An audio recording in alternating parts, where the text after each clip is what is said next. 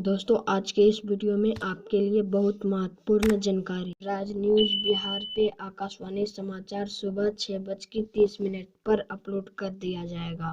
दोस्तों अगर आप इस वीडियो को लाइक नहीं किए तो प्लीज लाइक कर दीजिए और प्लीज चैनल को सब्सक्राइब कर दीजिए। ये आकाशवाणी है। अब आप लवलीन निगम से समाचार सुनिए।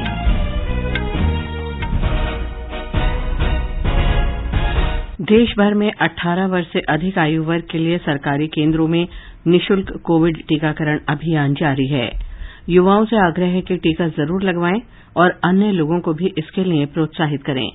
जब तक जरूरी न हो घर से बाहर न निकलें और सुरक्षा के 3 सरल उपायों का पालन करें। मास्क लगाएं, 2 गज की सुरक्षित दूरी बनाए रखें, हाथ और चेहरा साफ रखें। कोविड संबंधी जानकारी और मार्गदर्शन के लिए राष्ट्रीय हेल्पलाइन नंबर 01123978046 और 1075 पर संपर्क करें। और अब समाचार। पेगासस जासूसी मामले, कृषि कानूनों और अन्य मुद्दों को लेकर विपक्ष के भारी हंगामे के कारण संसद के दोनों सदनों का कामकाज कल भी कई बार बाधित हुआ। इसके साथ ही राज्यसभा और लोकसभा दोनों की कार्यवाही दिन भर के लिए स्थगित कर दी गई। 3 बार स्थगित होने के बाद लोकसभा की कार्यवाही शाम 4 बजे दोबारा जैसे ही शुरू हुई, कांग्रेस, द्रमुक, तृणमूल कांग्रेस और अन्य विपक्षी दल के सदस्य पेगासस जासूसी मामले और कृषि कानून पर चर्चा कराने की मांग को लेकर नारेबाजी करने लगे। इस शोर शराबे के बीच ही सदन में अधिकरण सुधार विधेयक 2021 बिना चर्चा के पारित हो गया। भोजनावकाश के बाद सदन की बैठक शुरू होने पर आवश्यक रक्षा सेवा विधेयक 2021 भी बिना किसी चर्चा के पारित कर दिया गया।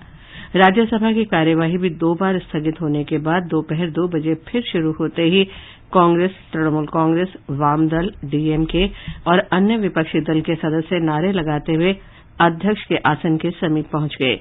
शोर शराबे के बीच ही अल्प चर्चा के बाद सदन में ऋण शोधन और दिवाला संहिता संशोधन विधेयक 2021 पारित कर दिया गया। इस दौरान सत्ता पक्ष और विपक्ष के सदस्यों के बीच तीखी नोकझोंक हुई। प्रधानमंत्री नरेंद्र मोदी ने विपक्ष पर आरोप लगाया है कि वो संसद और उसे चुनने वालों का कोई सम्मान नहीं करता। कल संसद भवन में भाजपा संसदीय दल की बैठक में श्री मोदी ने कहा कि संसद में पेश किए गए बिल देश के लोगों के लिए हैं और विपक्ष उन पर चर्चा के लिए तैयार नहीं है। संसदीय कार्य मंत्री प्रहलाद जोशी ने बैठक के बाद प्रधानमंत्री के हवाले से कहा कि दोनों सदनों में कार्यवाही बाधित कर विपक्षी दल लोगों का पैसा और समय बर्बाद कर रहे हैं। हंगामे के बीच विधेयकों के पारित होने पर तृणमूल कांग्रेस के सांसद डेरेक ओ ब्रायन के ट्वीट का जिक्र करते हुए श्री जोशी ने कहा कि प्रधानमंत्री ने उनकी टिप्पणी पर दुख व्यक्त किया। टीएमसी के द्वारा ट्वीट हुआ है, उसका मैं समझता हूं और प्रधानमंत्री जी ने ये कहा कि it is insult to the parliament, insult to the people who have elected the MP. तो मैं इसका पूरा कंडेम करता हूं और प्रधानमंत्री जी भी इसके बारे में बहुत आक्रोश प्रकट किया है। जिन लोगों ने भारत के इतिहास में पहले बार मंत्रियों के हाथ से पेपर छीन के उसको फाड़ के चेयर पर फेंकना और उसके लिए माफी भी नहीं मांगते, पश्चाताप भी नहीं प्रकट करते हैं, ये व्यवहार एरोगेंस दिखाते हैं।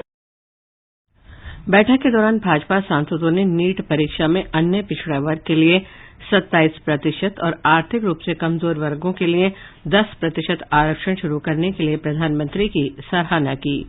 माननीय प्रधानमंत्री जी को जो ओबीसी को मेडिकल और डेंटल एजुकेशन में, ग्रेजुएट और पोस्ट ग्रेजुएशन में 27% और 10% ईडब्ल्यूएस को आर्थिक रूप से जो कमजोर है उनको जो आरक्षण दिया है, उसके लिए भारतीय जनता पार्टी के पार्लियामेंट्री पार्टी खुले दिल से अभिनंदन करते हुए उनका सम्मान किया है।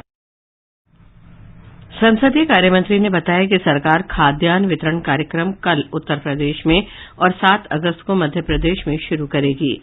9 अगस्त को भारत छोड़ो दिवस के अवसर पर प्रधानमंत्री किसान सम्मान निधि की अगली किस्त किसानों के खातों में जाएगी। प्रधानमंत्री ने कहा है कि सरकार देश के गरीबों को हर संभव सहायता उपलब्ध कराने के लिए प्रतिबद्ध है।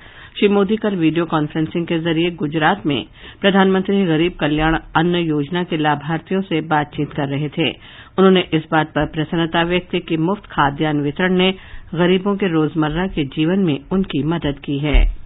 गरीब के मन में भी इसके कारण विश्वास पैदा हुआ। ये विश्वास इसलिए आया है क्योंकि उनको लगता है कि चुनौती चाहे कितनी भी बड़ी हो, देश उनके साथ है। मुझे कुछ लाभार्थियों के साथ बातचीत करने का अवसर मिला। उस चर्चा में मैंने अनुभव भी किया कि एक नया आत्मविश्वास उनके अंदर भरा हुआ है। केंद्र सरकार 5 वर्ष के लिए डीप ओशन मिशन पर 4,077 करोड़ रुपए से अधिक का कुल बजट लागू करेगी। मिशन के सभी घटक इस वर्ष से शुरू हो जाएंगे।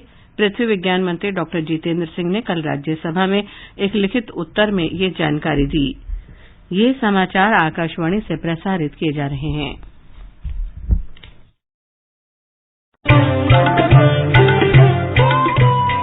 कोविड-19 से बचाव के आसान उपाय। मास्क लगाएं, 2 गज की सुरक्षित दूरी बनाए रखें, बार-बार हाथ धोएं, चेहरा साफ रखें और टीका जरूर लगवाएं।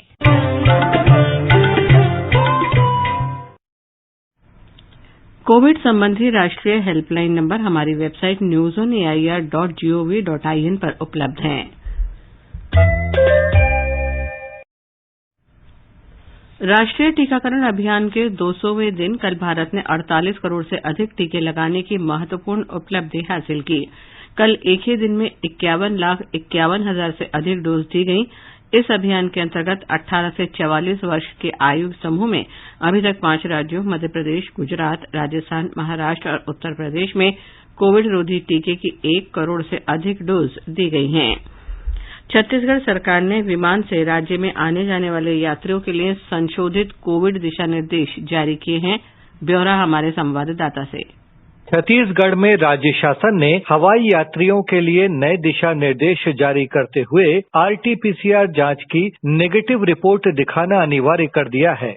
केवल आईसीएमआर द्वारा स्वीकृत और प्रमाणित पैथोलॉजी लैब की ही आरटी-पीसीआर जांच रिपोर्ट मान्य की जाएगी। ऐसे यात्री जिन्होंने कोरोना टीके के दोनों डोज लगवा लिए हैं, उन्हें भी 96 घंटे भीतर की आरटी-पीसीआर नेगेटिव रिपोर्ट दिखानी होगी। नेगेटिव रिपोर्ट नहीं होने की स्थिति में एयरपोर्ट पर आरटी-पीसीआर या रैपिड एंटीजन टेस्ट कराना अनिवार्य होगा। ये नए दिशा निर्देश आगामी 8 अगस्त से लागू होंगे। विकल्प शुक्ला, आकाशवाणी समाचार, रायपुर। तेलंगाना में कल 609 लोगों में कोरोना संक्रमण की पुष्टि हुई। इसके बाद राज्य में इस महामारी से संक्रमित होने वालों की संख्या 6,46,000 के पार पहुंच गई है। फिलहाल 8,700 रोगियों का उपचार चल रहा है।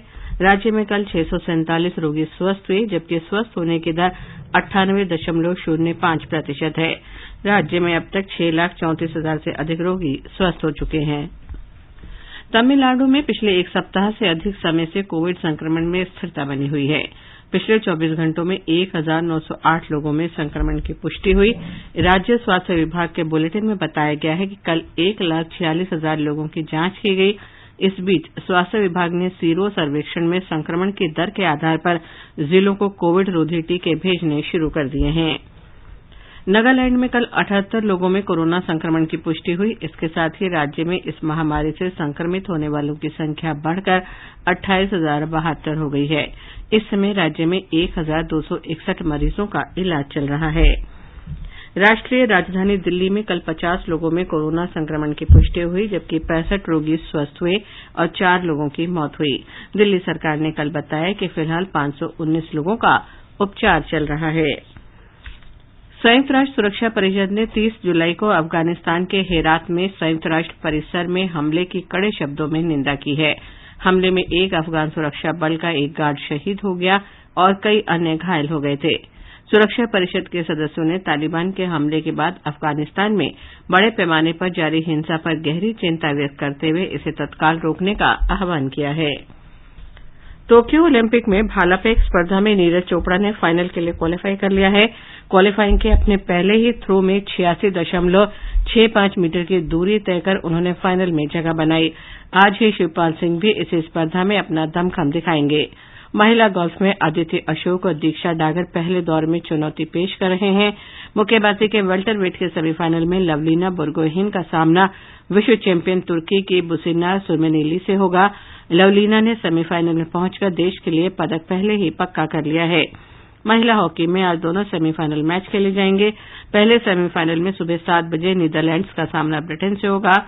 वहीं दूसरे सेमीफाइनल में दिन में 3:30 बजे भारतीय टीम का मुकाबला अर्जेंटीना से होगा। इसके साथ ही ये समाचार बुलेटिन समाप्त हुआ।